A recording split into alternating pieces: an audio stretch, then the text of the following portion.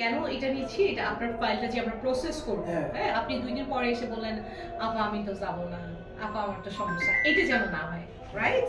দেন আপনার ফাইলটা যখন দিবেন আমি প্রসেসটা শুরু করব। আপনার ভার্সিটিতে একটা অ্যাপ্লিকেশন চার্জ আছে, সেই চার্জটা আমি আপনাকে বলে দিব যে ভাই এই চার্জটা খরচ হবে। সে ফর এক্সাম্পল ওখানে 300 ইউরো খরচ হচ্ছে, এই 300 ইউরো আপনি পেমেন্ট করবেন। পেমেন্ট করার পর ওরা আপনাকে ভার্সিটি থেকে একটা অফার লেটার দিবেন। ওই ভার্সিটি যে আপনাকে অ্যাকসেপ্ট করেছে, ওই অ্যাকসেপ্ট করার পরে ওরা একটা লেটার দিবে। ওইটা যখন আসবে দেন হচ্ছে আপনি একটা টিউশন ফি, এটা আমাকে বলে দেয় 6 মান্থের দিবেন না 1 বছরের দিবেন। এই টাকাটা কিন্তু আমি নিচ্ছি না, ভার্সিটির অ্যাকাউন্টে এটা থ্রো করছি।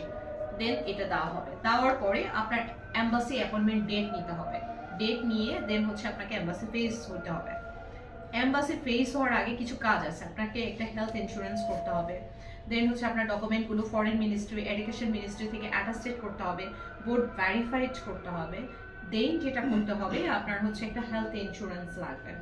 ঠিক আছে, এই যাবতীয় যা প্রসিডিউরস আছে এগুলো আমি আপনাকে হেল্প করব, স্টেপ বাই স্টেপ করব। দেন ভিসা হয়ে গেলে আমরা একটা ছোট সার্ভিস চার্জ নিই আপনার থেকে, যেহেতু আলোচনা সাপেক্ষে, আর আমার বড় ভাইয়ের যেহেতু আপনাকে রেফার করছে, ইনশাআল্লাহ আমি আপনার মনোবুদ্ধ হয় এরকম একটা চার্জ নির্ধারণ। টিউশন ফি পার ইয়ার কোন ধরনের? আচ্ছা, এটা হচ্ছে পার ইয়ার যদি আসে, আপনি ধরে নেন আপনার বাজেট 6.5 থেকে 7 লাখ টাকা। আপনি যদি দেখেন কাজের ভিসায় যাইতেন, ট্রাস্ট মি, সিঙ্গেল কান্ট্রিতে আপনি যখন যদি কাজের ভিসায় যাইতেন আপনার খরচ হতো মিনিমাম 13 থেকে 14 লাখ টাকা। সেক্ষেত্রে আপনার টাকাটা সেভ হচ্ছে। দেন আপনার দুটোই হচ্ছে, আই থিঙ্ক দ্যাট এটা রদ দেখা কলা বেচার মতো, আপনার স্টাডিও হচ্ছে, কাজও হচ্ছে।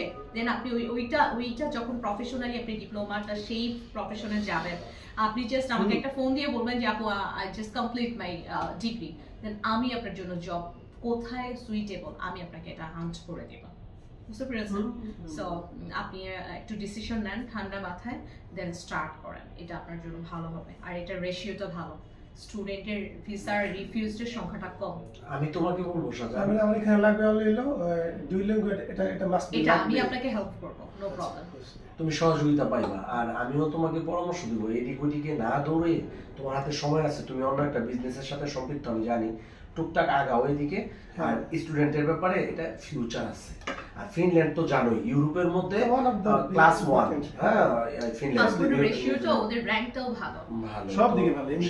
এরপর তুমি যদি না থাকো ওইখানে বা তুমি ওখানে স্টাডি না করো, তুমি যে কোনো জায়গায় যেতে পারবা, এটা কোনো ব্যাপার না। তুমি সিদ্ধান্ত নাও, হ্যাঁ সিদ্ধান্ত নিতে দেরি করো না। ঠিক আছে, থ্যাংক ইউ। আমার ভাইটার জন্য দোয়া করেন, সে যেন একটা সঠিক সিদ্ধান্ত নিতে পারে, এবং যদি আলহামদুলিল্লাহ আল্লাহ কবুল করে তার জন্য উচ্চ শিক্ষা ল্যান্ড হয় স্বপ্ন। ভালো থাকবেন। আসসালামু আলাইকুম সবাইকে।